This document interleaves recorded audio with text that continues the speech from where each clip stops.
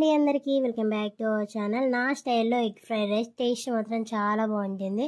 ఒక్కసారి మీరు కూడా ఇలా ట్రై చేశారంటే మళ్ళీ మళ్ళీ చేసుకొని తింటారు, అంత బాగుంటుంది. మరి చాలా సింపుల్గా ఎవరైనా చేసుకోవచ్చు. మరి ఎలా చేయాలో చూసేద్దామా. ముందుగా స్టవ్ ఆన్ చేసి ఒక కడాయి పెట్టుకొని తగినంత ఆయిల్ వేసుకోవాలి. ఆయిల్ బాగా హీట్ అయిన తర్వాత ఆనియన్స్, పచ్చిమిర్చి, జీలకర్ర వేసుకోవాలి. ఆ తర్వాత 2 లేదా 3 ఎగ్స్ వేసుకొని కాస్త అల్లం వెల్లుల్లి పేస్ట్, పసుపు వేసుకొని ఆయిల్లో కాసేపు ఫ్రై చేసుకోండి. ఇప్పుడు రైస్ వేసుకొని రుచికి సరిపడా కారం, ఉప్పు, పసుపు, సోయా సాస్ అలాగే నిమ్మరసం వేసి బాగా మిక్స్ చేసుకోవాలి.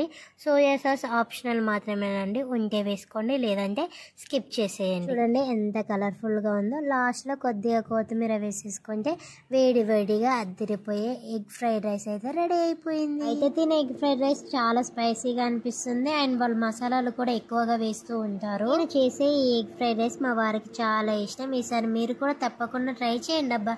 Thanks for watching.